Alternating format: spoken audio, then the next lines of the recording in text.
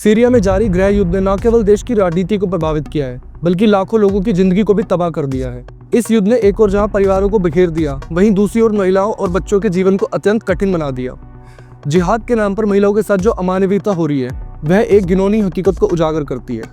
एक लड़की ने अपनी दर्दनाक कहानी साझा की, जो इस बात का प्रमाण है कि युद्ध और जिहाद के नाम पर महिलाओं के साथ जो हो रहा है, वो कितना भयावह है। इस लड़की ने अपनी कहानी में बताया कैसे उसके साथ जिहाद के नाम पर बलात्कार किया गया।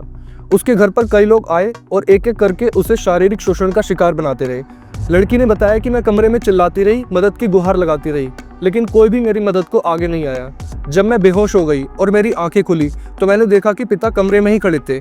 लड़की ने अपने पिता से पूछा कि ये क्या हो रहा है, आप मुझे बचाने आखिर क्यों नहीं आए। इस पर उसके पिता ने कहा, यह सब ठीक है, यह जिहाद है, तुम अगर मर जाओगी तो शहीद कहलाओगी और तुम्हें जन्नत मिलेगी।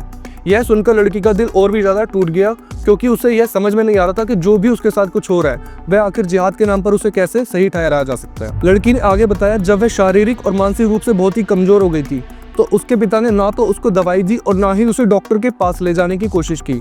जब उसकी तबीयत खुद से ही थोड़ी ठीक हुई तो उसके पिता ने फिर से उसके पास और लोगों को भेजना शुरू कर दिया। जिहाद के नाम पर उसके साथ लगातार बलात्कार और शारीरिक शोषण का सिलसिला चलता रहा। यह सब तब तक चलता रहा जब तक गांव में सेना के जवान नहीं पहुंचे।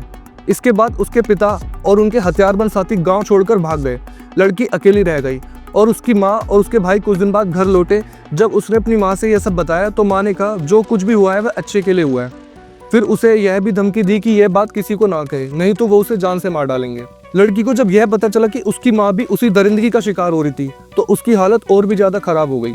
उसकी माँ के साथ भी जिहाद के नाम पर वही शोषण हो रहा था जो लड़की के साथ हो रहा था। लड़की ने कभी सोचा नहीं था कि उसकी माँ भी इस जघन्य अपराध में शामिल होगी।